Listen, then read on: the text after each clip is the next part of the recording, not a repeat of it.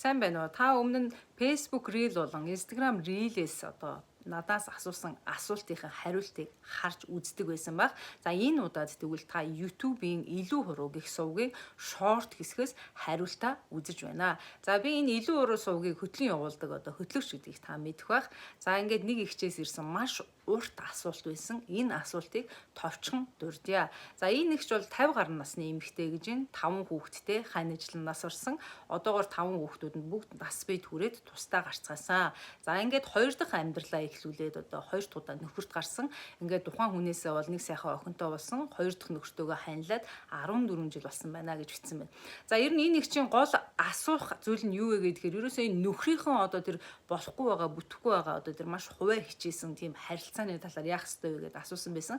За тэр болгоныг би дэлгэрэнгүй дуртахгүйгээр энд яриад явъя. За энэ нэгчд би тайлбарлаж хэлэх юм бол ихчээ хайр гэдэг хоёр хосын харилцаа гэдэг юм вальс эргэж байгаа юм гоё хосууд шиг байдаг байхгүй юу?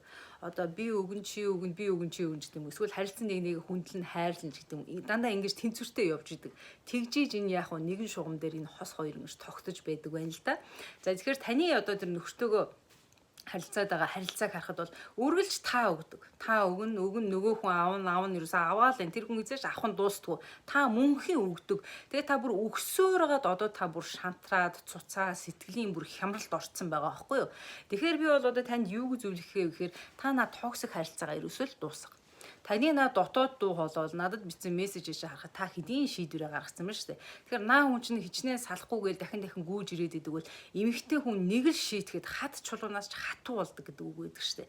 Тэгэхээр та бол шийдвэрээ гаргахад наа хүн чинь мянга тань дээр гүйж ирээ та хүлээж авахгүй бол тэгэл л яваад үгүй шүү дээ. Тэгэхээр би бол одоо таныг наа хүнээ тавьж явуулаад энэ токсик харилцаагаа дуусгаад за тэгээд дараагийн аз жаргалаа өөрөө яавал аз жаргалтай байх юм бэ? Юу хийвэл би аз жаргалтай болох юм бэ гэдэг зүйлийг ирж олоосоо гэж хүсэж байна. За тэр таны нөгөө анхны одоо хань ижлээс төрсэн 5 хүүхдийн талаар та ярьсан тий. За би бол 5 хүүхдүүдтэй лай болохыг хүсдэг. Холоос ингээд хараад байж дгаа. Одоо би муу гэж байхыг хүсдэг гэсэн. За энийг та их буруу бодож явдаг юм биш үү? Та хичнээн анхны хань ижилчин нас ураа та одоо ингээд 2 хүнтэй суудсан ч гэсэн тэр 5 хүүхдээ хизээж битгий орхих. 5 хүүхдүүдийнхаараа орж гар ач зээ нартайгаа уулзаж инээж хөхрөл одоо тэднийхэн амьдрал руу буцаж ор. Тэрнээс одоо би хүүхдүүдтэй лай болохгүйгээл та тойрол алсаас хараад ивэл хүүхдүүд чинь таныг харж байгаа штэ. Таныг хүлээж байгаа штэ.